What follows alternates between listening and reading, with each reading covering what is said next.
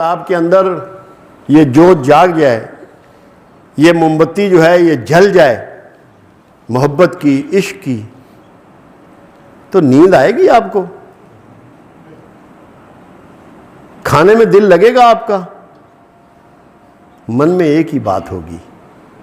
جس سے پیار ہے وہ مل جائے،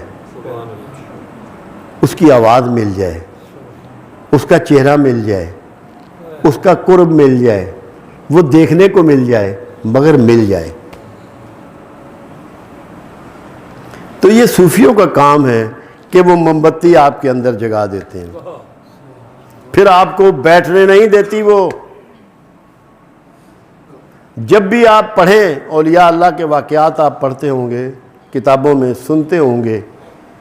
کہ بندے جاتے تو مضطرب ہوتے، بے چین، وہ کہتے یار تیرا حصہ ہے یہاں، فکر نہ کر، بے چینی کو بڑھا دیتے،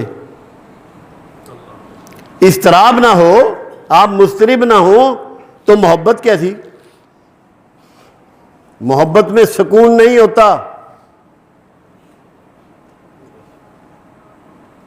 محبت میں سکوت نہیں ہوتا، خاموشی نہیں ہوتی، ہلچل ہوتی ہے۔ کبھی آپ نے سائمن مچھلی کو دیکھیں، سرخ رنگ کی ہوتی ہے، بڑی 2.5-3 کلو کی، انڈے دیتی ہے اور اپنی جان آفریں کے سپرد کر دیتی ہے کہ کام مکمل ہوا، یہ جان تیرے سپرد۔ تو جب آپ کو یہ آرٹ آ جائے کہ آپ نے جان دینی ہے اس کو جس سے آپ کا پیار ہے، جس سے آپ کی محبت ہے، اور اس میں آپ دیوانہ وار پھر رہے ہیں کہ میری جان پیش ہو جائے اور یہ قبول کر لیں۔ ابھی جو آپ نے شعر سنا سلطان باہو علیہ رحمہ کا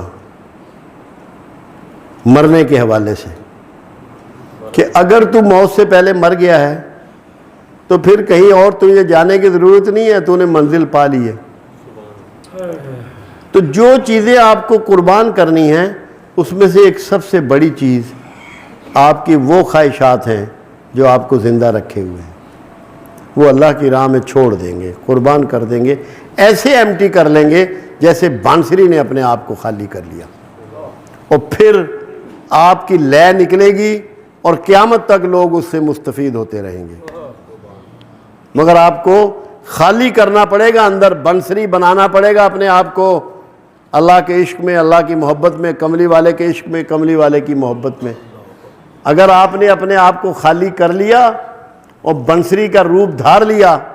تو آپ کی اس میوزک پہ زمانہ آپ کے پیچھے آئے گا۔ اللہ آپ کا میرا حامی و ناصر ہو۔